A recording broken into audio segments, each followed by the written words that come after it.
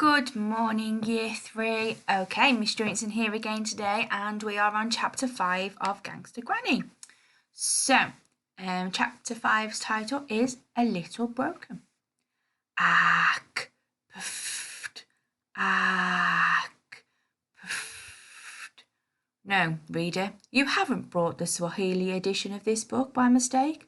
That was the sound Ben was waiting for, Granny snoring. She was asleep. Ag, ag. Ben crept out of his room and made his way over to the telephone in the hall. It was one of those old-style telephones that you purred like a cat when you dialed a number. "Mom," he whispered. "I can hardly hear you," she shouted back. There was loud jazz music playing in the background. Mum and Dad were at the arena again, watching Strictly Stars Dancing Live on stage live. She was probably drooling as Flavio Flavioli swiveled his hips and broke the hearts of thousands of women of a certain age. "What's the matter? Is everything all right? The old bat hasn't died, has she?" "No, she's fine. But I hate it here. Can't you come and pick me up? Please," whispered Ben.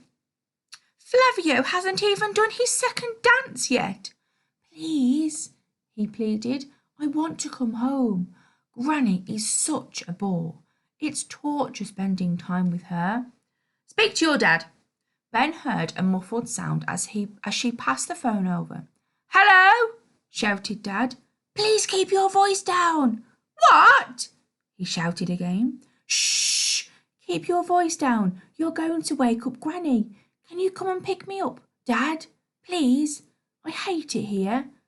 "No, we cannot. Seeing this show is a once-in-a-lifetime experience." "You saw it last Friday," protested Ben. "Twice in a lifetime, then. And you said you were going again next Friday, too.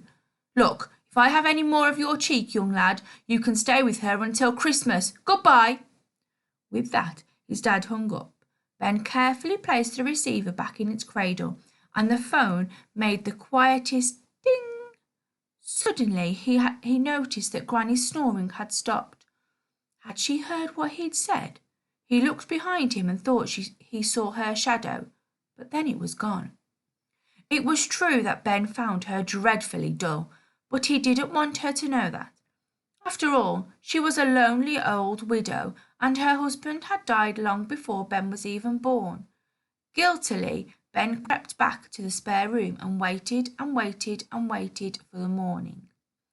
At breakfast, Granny seemed different, quieter, older maybe, a little broken.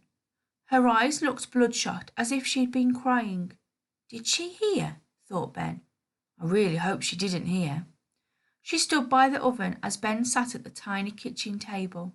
Granny was pretending to be interested in her calendar, which was pinned to the wall by the oven. Ben could tell she was pretending because there was nothing interesting on her calendar. This was a typical week in Granny's hectic life. Monday, make cabbage soup, play Scrabble against yourself, read a book. Tuesday, make cabbage pie, read another book, blow off. Wednesday, make the dish chocolate surprise. The surprise is that it isn't made of chocolate at all. It is in fact 100% cabbage. Thursday, suck a Murray mint all day. She could make one mint last a lifetime. Friday, still suck the same Murray mint. My wonderful grandson visits. Saturday, my wonderful grandson leaves. Have another nice sit down. Pooped. Sunday, eat roast cabbage with braised cabbage and boiled cabbage on the side. Blow off all day. Eventually, Granny turned away from the calendar. Your mummy and daddy will be here soon, she finally said, breaking the silence. Yes, said Ben, looking at his watch. Just a few more minutes. The minutes felt like hours, days even, months. A minute can be a long time. Don't you believe me? Then sit in a room on your own and do nothing but count for 60 seconds. Have you done it yet? I don't believe you. I'm not joking. I want you to really go and do it. I am not carrying on with this story until you do. It's not my time I'm wasting. I've got all day. Right, have you done it now? Good. Now back to the story. At just after 11 o'clock, the little brown car pulled up in front of Granny's house. Much like a getaway driver for a bank robbery, Mum kept the engine running. She leaned over and opened the passenger door so Ben could dive in quickly and they could zoom off. As Ben trudged towards the car, Granny stood at the front door. "Would you like to come in for a cup of tea, Linda?" she shouted. "No thanks," said Ben's mum. "Quick, Ben, for goodness sake, get in." She revved the engine. "I don't want to have to talk to the old dear." "Shh," said Ben. "She'll hear you." "I thought you didn't like Granny," said Mum. "I didn't say that, Mum. I said I found her boring. But I don't want her to know that, do I?" Mum laughed as they sped off out of Grey Close. "Oh, well, don't worry, Ben. Your Granny isn't really with it. She probably doesn't understand what you're saying half the time." Ben frowned. He wasn't sure about that. He wasn't sure at all. He remembered Granny's face at the breakfast table. Suddenly, he had a horrible feeling she understood a lot more than he had ever realized. Okay, so chapter 5 completed. So your work today then is you are going to write a diary entry. Okay, so from the chapter that we have just read, Ben thinks Granny heard him on the phone to his mum and dad as he was asking them to pick him up. Today you are going to write a diary entry as if you are Granny after she heard him on the phone.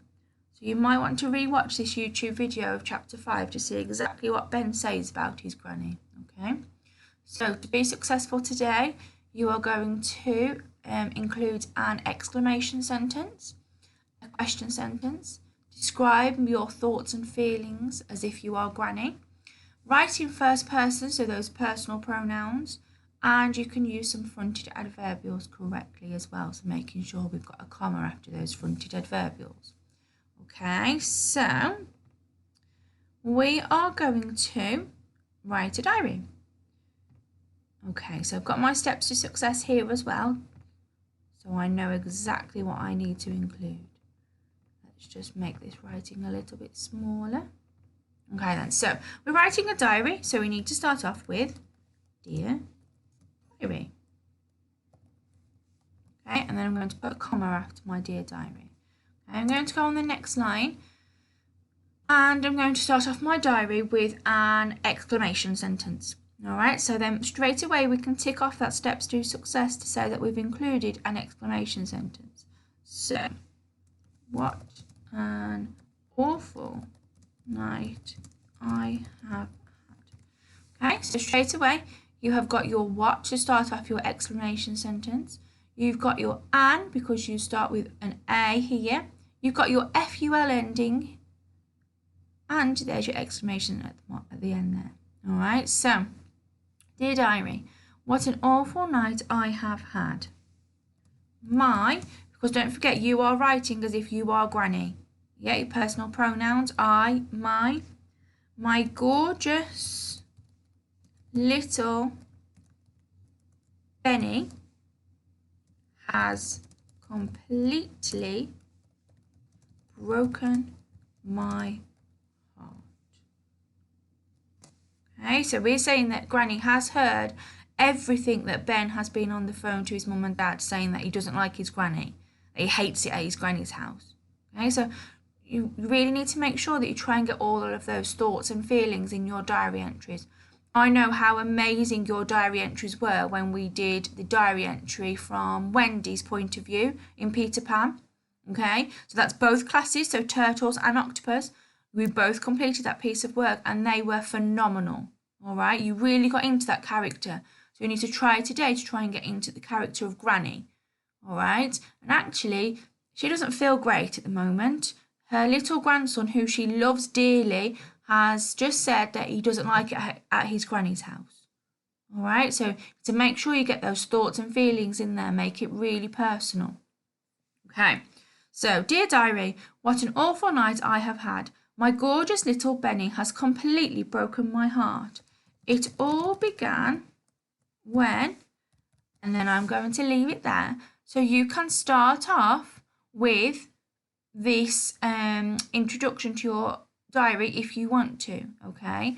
If you want to change your exclamation sentence, that's absolutely fine, okay? You can do that, all right? But I've just given you a little bit of a sentence starter to get you all ready. So it all began when, and then you're going to finish off that sentence and finish off that diary, okay? Doesn't need to be lots and lots of pages, all right? Just needs to be about half a page, maybe 3/4 of a page, just describing your thoughts and feelings about what's happened, all right? So, don't forget there are your steps to success, and I'm really looking forward to reading all of your diary entries. Your instructions for how to clean your teeth yesterday were great, all right? So keep up the brilliant work. You're all doing super. Okay, have a good day. Speak to you soon. Bye.